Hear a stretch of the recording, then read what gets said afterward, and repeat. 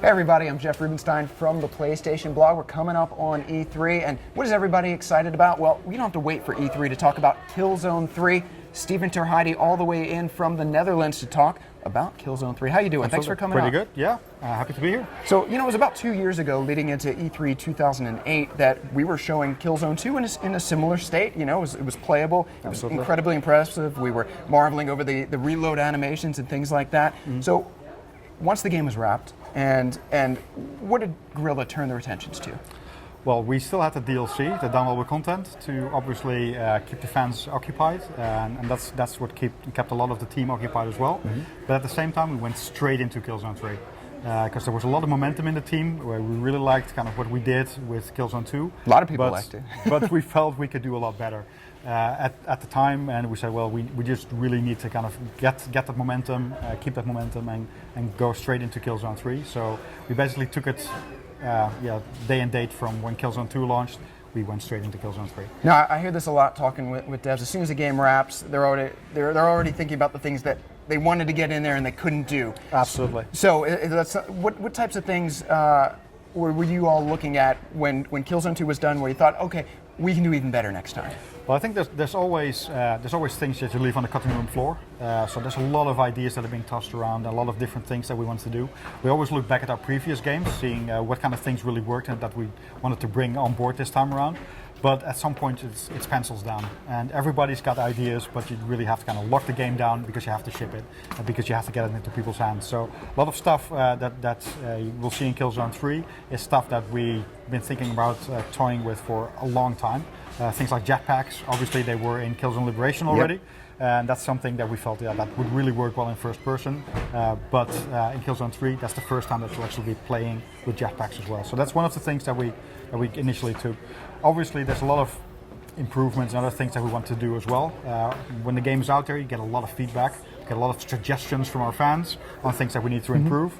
So all those kind of things we take on board as well, and that feeds into what we do for Killzone 3. I know you got a lot of feedback on controls. I know you released a patch in Killzone 2 later on after the game was out. Yep. So talk about controls. I know a lot of people have a lot of opinions about the Killzone controls. Yeah, there's a lot of opinions around that subject. Obviously, it's something to do with accessibility, being able to kind of go from one game to the next game, that the controls are familiar, that you know what to expect. Killzone 2 has a slightly different way of approaching the controls in terms of the weight. Mm-hmm. We really wanted to have that feeling that you're carrying a loaded weapon, and it's heavy, and we do want you to kind of get that sensation. But at the same time, the lag, kind of the responsiveness of your controls, we felt we could improve that, and we needed to improve that.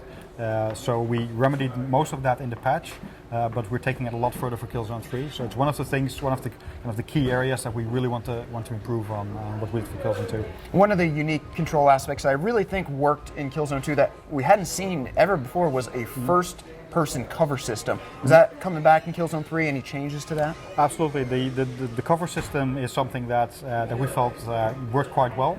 Obviously, it caters to kind of the more cautious player. The run and gun player won't use it as much, so we want to cater to both kind of players in Killzone 3. Make sure that the run and gunner has some new options as well.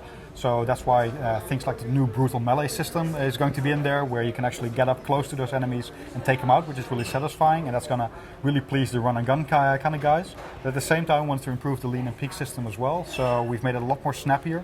So actually, when you're close to cover, you can actually kind of really easily snap into it. We've got things like slide into cover, so you can actually run up to cover, press the button, and you just slide into it.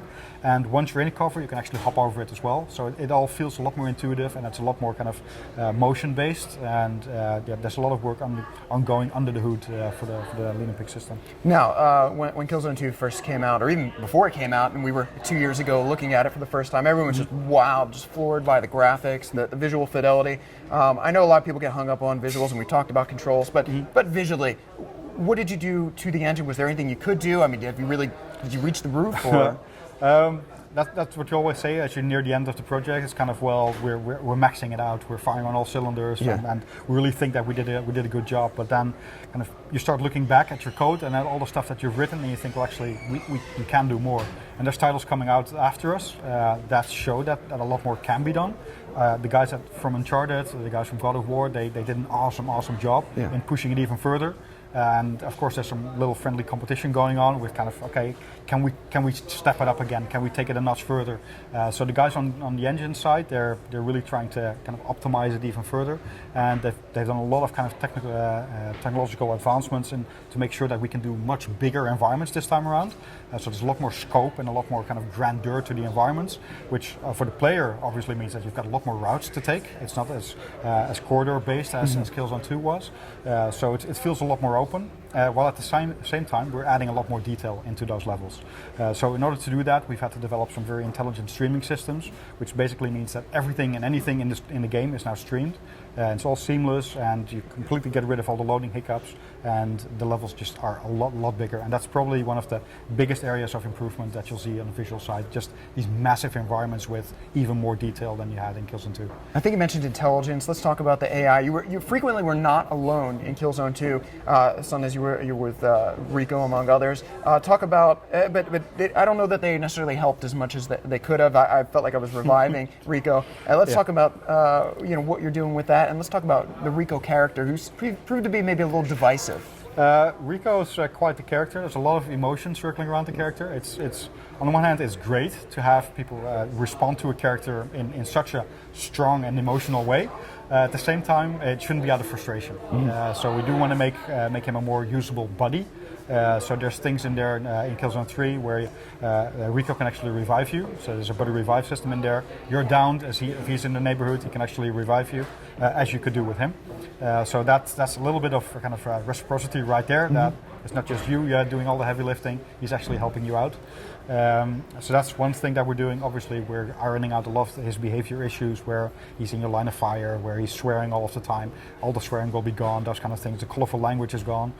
So we make sure that he's a lot more useful this time around. And in terms of AI, because you've got larger environments, more open environments, there's a lot more options for those guys. So for both the enemy AI as well as your friendly AI, there's whole new approaches, and no encounter will ever play the same.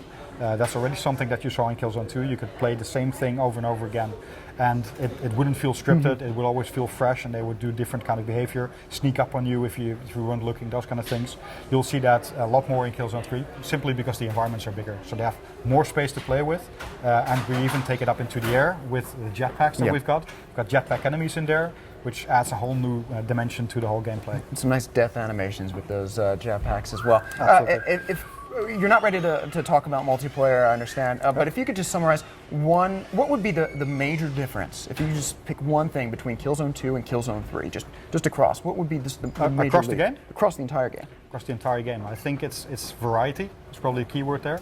I think what Killzone 2 suffered from was the amount of variety that was in the environments, which was in the kind of the minute-to-minute stuff that you did, and we really wanted to up that. So a lot of the variety in Killzone 2 took place in kind of the final couple of chapters, where all of a sudden you got this big mech suit, and a lot of people didn't reach that stage. Obviously, we analyzed a lot of the data from the trophies that people unlocked, from the multiplayer data. So we look at what people do, and we take on board the feedback that we've gotten from the forums and from you guys, just figuring out, okay, what are the things that we need to do, and variety is a big thing. So on the level we've got on show today, there's already 4 different sections in there with very distinct gameplay. There's one portion on rails where you're on an intruder actually firing down, which is completely different from anything that we've done before. Then there's some on-foot combat where you actually start to encounter these jetpack enemies, which are new enemies, new kind of experience. Then you get a jetpack yourself, which is aerial combat, which is, again, a game changer. Just completely changes whatever you do. And then finally you get this big weapon of mass destruction, which is the Wasp rocket launcher. And again, that's just in one level, and we're going to do that throughout the game. So not just the environments that will be very, very different from what you see in Killzone 2, but there will also be a lot of different kind of gameplay mechanics and a lot of gameplay experience that people will have throughout the game.